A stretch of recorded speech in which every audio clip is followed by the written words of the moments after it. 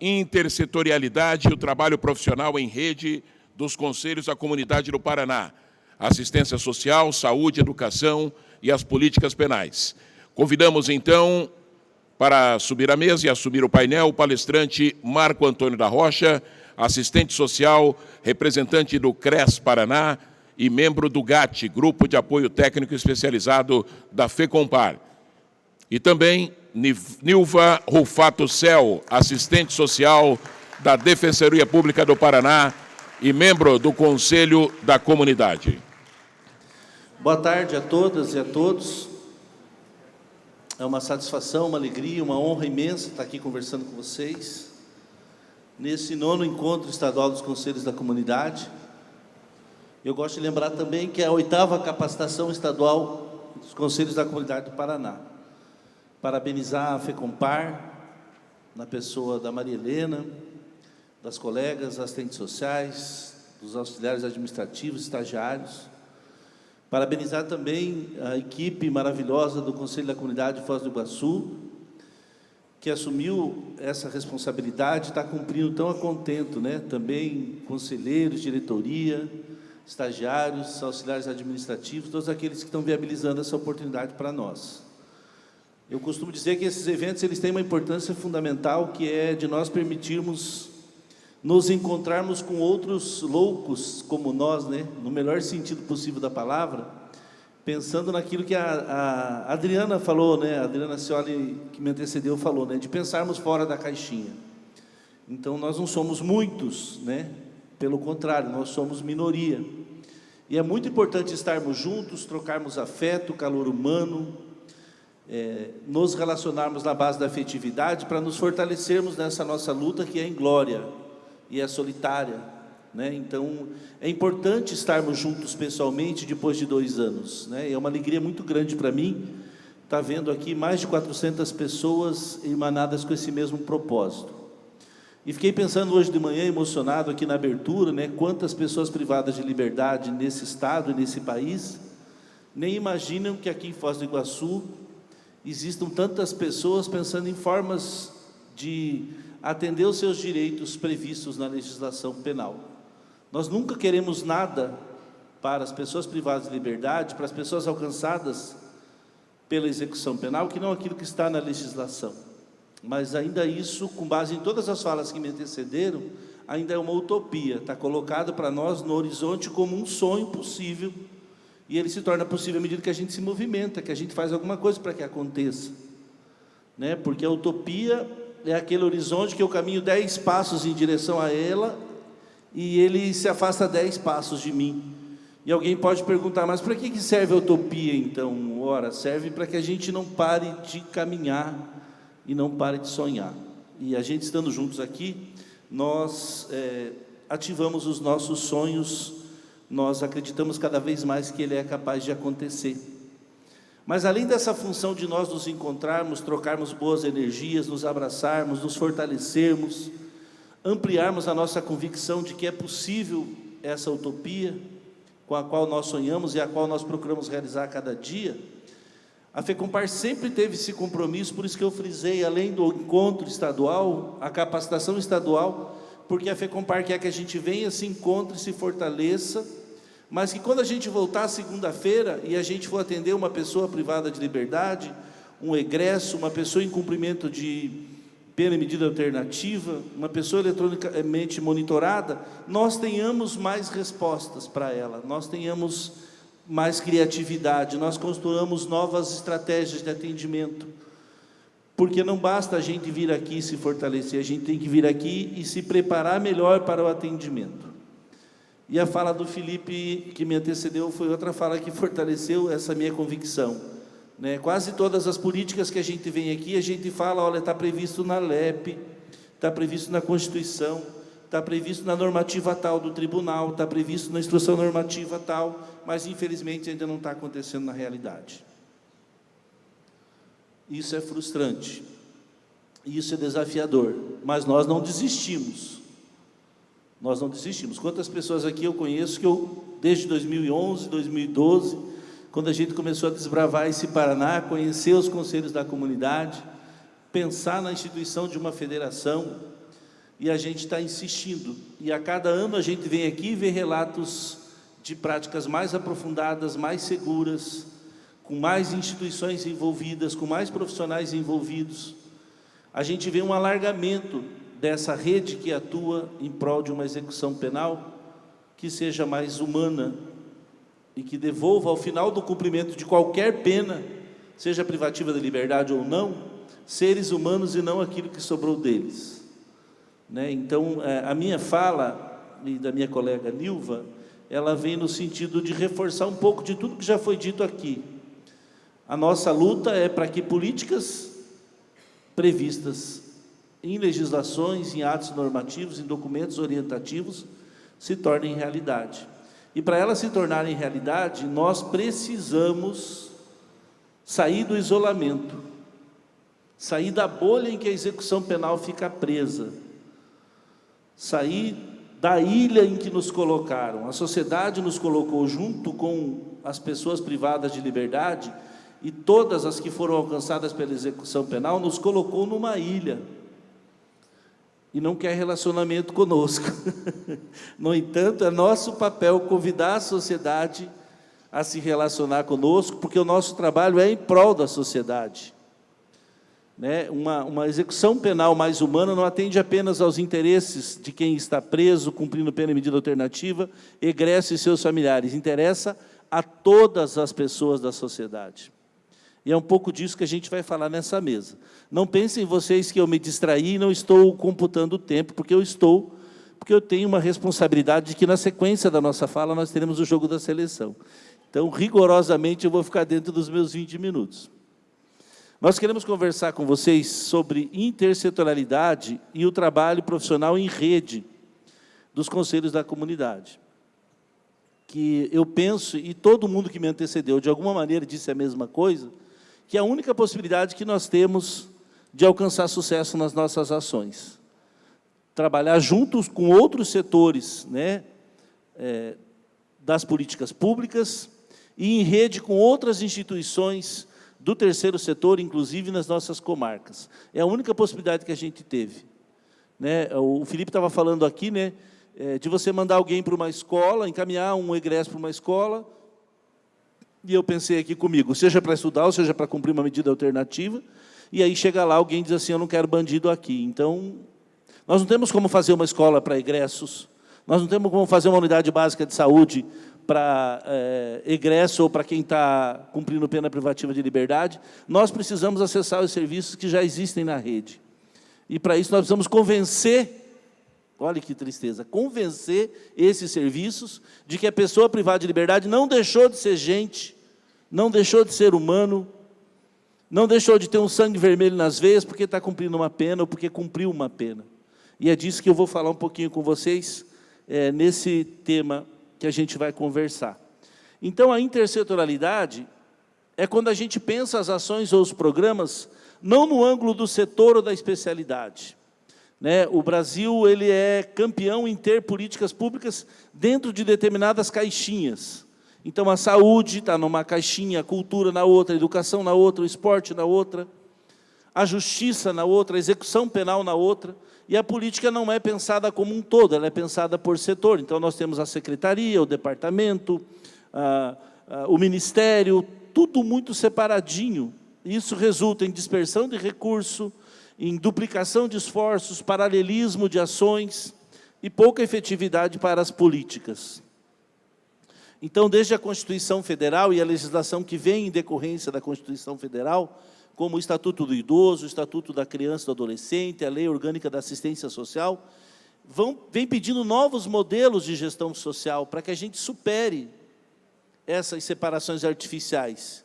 E é nesse momento que a gente chega na intersetorialidade, que é uma exigência hoje da nossa legislação, que é nós articularmos saberes e experiências no planejamento, na realização e na avaliação das políticas públicas, para que elas sejam pensadas como um todo e não separadinhas por setores. E esse é um grande desafio para a política pública brasileira. Então, nós também podemos entender essa intersetorialidade como uma nova maneira de abordar os problemas sociais, enxergando o cidadão em sua totalidade e estabelecendo uma nova lógica para a gestão das políticas públicas, superando a forma segmentada e desarticulada, como em geral são executadas as diversas ações públicas, fechadas, encapsuladas em nichos setoriais. Então, a intersetorialidade é um baita desafio, por quê? Porque desde que o Brasil é Brasil, nós temos política pública sendo pensada cada uma na sua caixinha, sem dialogar com as demais. O máximo que a gente tem é uma escola que convida alguém de uma unidade básica de saúde para fazer um trabalho lá dentro no final de semana. Mas isso não é interdisciplinaridade. A interdisciplinaridade é quando a política ela é pensada junto, ela é planejada junto, e não apenas na hora da execução você chama um outro serviço de uma outra política. Mas, infelizmente, na área da execução penal, nem isso muitas vezes a gente consegue. Porque quando alguém fica sabendo que a ação é voltada para presos ou para egressos, acaba acontecendo alguma coisa que inviabiliza esse trabalho conjunto. E na mesma direção vem o trabalho em rede, que vem do fato de que nós temos poucos recursos e muitos desafios. Então, para garantir direitos, nós precisamos trabalhar em rede. E aí vocês podem pensar mesmo numa rede de pesca, ou numa colmeia, ou numa rede de uma toalhinha de mesa bordada, que vai pensar em articulação, conexões, vínculos, ações que se complementam, relações horizontais entre parceiros, sem chefia, sem hierarquia, interdependência de serviços para garantir a integralidade de atenção aos segmentos sociais vulnerabilizados ou em situação de risco. Eu sempre digo para Maria Helena que, para mim, uma das coisas que faz com que o Conselho da Comunidade de Irati, por exemplo, tenha sucesso nas suas ações, é porque há muitos anos ele consegue reunir 60 entidades do município nas reuniões do Conselho. Então, isso faz com que você tenha o pessoal que atende idoso, o pessoal que atende pessoal com deficiência, assistência social, criança, adolescente, esporte, lazer, cientes das ações do Conselho e cientes das necessidades do público do Conselho. Não é aqui rasgar seda para o Conselho de Irati, mas eu já estive lá, eu vi essas reuniões acontecerem. Existe, então, esse desafio para nós pensarmos em outras formas de envolver, porque se você não tem vários nozinhos, você não forma uma rede. E uma grande angústia para quem trabalha na execução penal é como atrair parceiros ou como ser convidado para a rede que já existe. Como constituir uma rede ou como ser convidado para a rede que já existe. Porque parece que o conselheiro começa a ter a má fama, entre aspas, gigantescas, né, do público que a gente atende, né? Parece que com o tempo a gente começa a ser tratado com o mesmo medo que as pessoas têm do nosso usuário. E isso é muito complicado. Então, na rede, como o seu próprio nome indica, os seus integrantes se ligam horizontalmente aos demais. Existe uma relação de respeito, porque são múltiplos fios que podem se espalhar para todos os lados, sem que um deles seja considerado o fio principal ou central. Portanto, na rede não há um chefe, mas há uma vontade coletiva de realizar um determinado objetivo. E quando a gente começa a pensar no usuário da política da execução penal, nós precisamos ainda convencer a sociedade de que interessa a ela um consenso em torno de que a pessoa privada de liberdade deve ter os seus direitos atendidos, de que o egresso deve ter o direito a um emprego, a uma formação profissional, de que a pessoa que está cumprindo a medida alternativa tem direito a um atendimento de saúde decente. Talvez é por isso que a gente ainda não seja considerado como membro das redes, ou não seja convidado para as reuniões da rede. Nós ainda temos que convencer a sociedade de que a pessoa em cumprimento de pena continua sendo um ser humano. Esse é o grande desafio que nós temos. Então, numa rede, nós precisamos partir da noção do princípio do reconhecimento da existência e da importância do outro, colaboração, cooperação, autonomia, vontade, dinamismo, conectividade, informação e descentralização. As redes também são constituídas por laços institucionais e por relações interpessoais. Não basta as instituições quererem estar juntas, as pessoas que as constituem também precisam estar juntas. E aí, antes de passar a palavra para a Nilva, quem vai falar um pouquinho da experiência ou dos desafios concretos que um conselho tem para trabalhar com intersetorialidade de redes, eu queria falar um pouquinho dos limites que eu vejo para isso, né, na área da execução penal. Quais são os limites para a gente trabalhar de maneira intersetorial e em redes, quando a gente trabalha na execução penal? Primeiro, que o setor execução penal é desconhecido dos outros setores. Às vezes é desconhecido até para nós mesmos, porque é muito complexo. Né? Tem ramificações no Tribunal de Justiça, no Ministério Público, no CNJ, no DPEM estadual, no DPEM nacional, no CNPCP. Quer dizer, é uma política complexa e muito pouco conhecida. A execução penal não é reconhecida como um setor a ser chamado para diálogos e trocas pelas outras políticas públicas.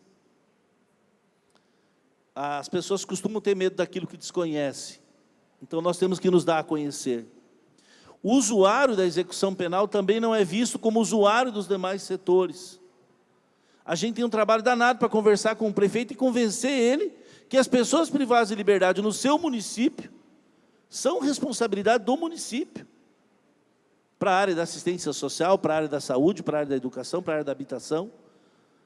Parece que ele deixa de ser munícipe por estar preso, ele passa a ser estadícipe, né, se essa palavra existisse, né, porque é tudo com o governo estadual quando se relaciona a pessoa privada de liberdade. Então, nós precisamos convencer as instituições de que quem está preso continua sendo humano e continua sendo usuário daquela política.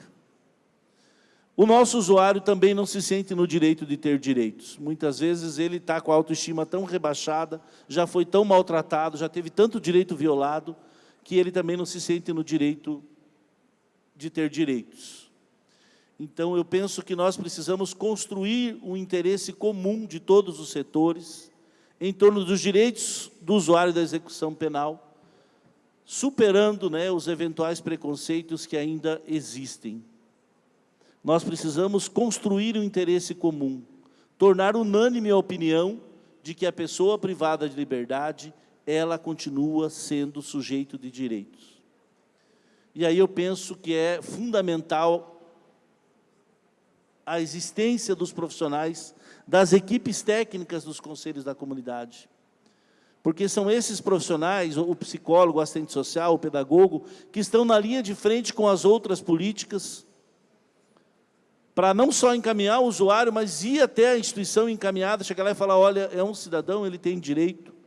E, enquanto Conselho da Comunidade, a gente está aqui para ver como que a gente viabiliza esse direito.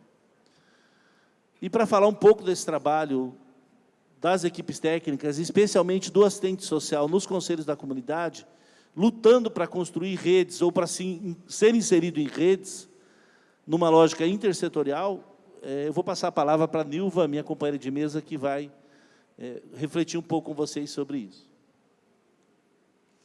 Obrigada.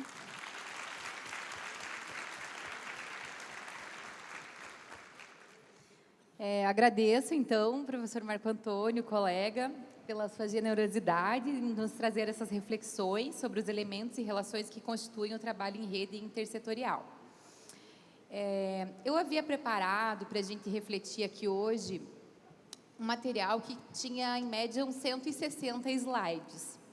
Mas, com um pedido muito carinhoso da Maria Helena, eu reduzi em algumas páginas aqui que eu vou ler para vocês, para que a gente saia pensando também um pouquinho sobre as nossas formas e possibilidades de atuação e trabalho em rede nos nossos territórios. Tá? Então, eu vou contribuir assim, muito rapidamente, trazendo um pouquinho da minha experiência e do meu chão também, né, enquanto profissional. Eu sou conselheira representante do CRES, no Conselho da Comunidade de Guarapuava, né, conforme prevê o artigo 80 da Lei de Execuções Penais, e também assistente social da Defensoria Pública da Execução Penal, nesse mesmo município. Eu vou fazer uma breve contextualização, assim, só para a gente tentar pensar numa forma de um triângulo invertido, até onde a gente chega a pensar quem se apresenta para nós todos os dias, quando falamos em pessoas, em usuários da política de execução penal. Então, quando pensamos, atendemos e, sobretudo, entendemos pessoas e suas famílias que têm suas histórias de vida marcadas pelo cárcere ou por algum dispositivo de cumprimento de pena, identificamos que essa situação se torna mais um fator de vulnerabilidade social, que, no geral, se somam a diversos outros já existentes, empurrando esses sujeitos para um lugar de exclusão social. Como sabemos, o Brasil se destaca de forma lamentável como a terceira maior população carcerária do mundo, como bem colocou também a Adriana, perdendo apenas para a China e para os Estados Unidos. A população carcerária em maio de 2022, segundo o Departamento Nacional DEPEN, é a maior já registrada pelos sistemas oficiais no país. São, portanto, vejam bem, 919.951 corpos em situação de cárcere, sendo 867 mil homens e 49 mil mulheres. O crescimento da população carcerária feminina no país é ainda mais surpreendente. Estima-se que houve um aumento de 600% no período de 2000 a 2016. Trata-se da quarta maior população carcerária feminina no mundo, conforme o relatório do Infopem Mulheres de 2019. Para além do sistema prisional em si, há ainda outras centenas de milhares de pessoas cumprindo algum tipo de pena. Então, em resumo, e corroborando com as pesquisas e estatísticas, a gente identifica no nosso cotidiano de trabalho que as pessoas presas e ou em cumprimento de alguma sentença penal são, em geral, pobres, periféricas e, em sua maioria, não brancas. As demandas que esses usuários trazem nos serviços que buscam pela garantia de direitos são da mais alta complexidade. Aqui, estamos falando de pessoas que têm suas vidas atravessadas pelo desemprego, subemprego, sem garantias legais e previdenciárias, baixíssima renda familiar, moradias precárias em locais de ocupação irregular ou em áreas de risco social, presença ou histórico de dependência química ou outros transtornos mentais, existência de adolescentes em medidas socioeducativas, em acolhimentos institucionais, famílias permeadas novamente pela insegurança alimentar e nutricional, violências intrafamiliar, crianças com seus direitos violados, impossibilidade de acesso a recursos sociais e de saúde, baixa escolaridade, fragilidade ou rompimento de vínculos familiares, afetivos, comunitários, entre outros. Eu tenho certeza que todos os colegas, todas as colegas que trabalham nos conselhos da comunidade, nas políticas sociais, quando atendem pessoas que são ou egressas do sistema prisional ou que, de alguma forma, têm alguma ligação com esse sistema de justiça punitivo, é muito fácil pensar que vai encontrar pessoas que estão inseridos nesse contexto de vulnerabilidade social.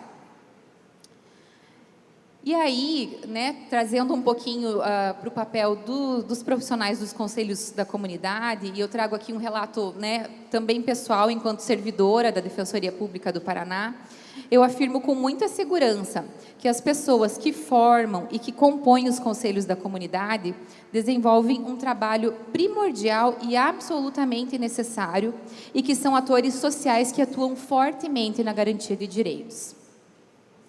Muitas e muitas vezes são através dos profissionais atuantes nos conselhos da comunidade que os sujeitos em cumprimento de pena passam a ter as suas singularidades evidenciadas nos processos criminais ou de execução penal, possibilitando-lhes uma história e uma identidade que vai para além dos autos.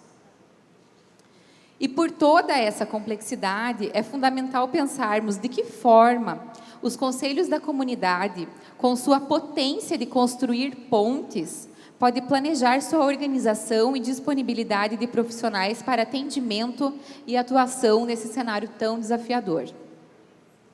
Devemos pensar em profissionais e saberes, para além de tudo que já é feito, e que é muita coisa que os conselhos da comunidade já realizam, devemos pensar em profissionais que se dediquem a tensionar. Mas, de fato, o que seria esse tensionar, esse tensionamento?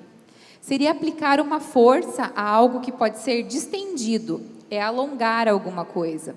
Aplicar essa força até algo que se torne mais flexível ou mesmo se rompa. É testar limites, é ampliar limites.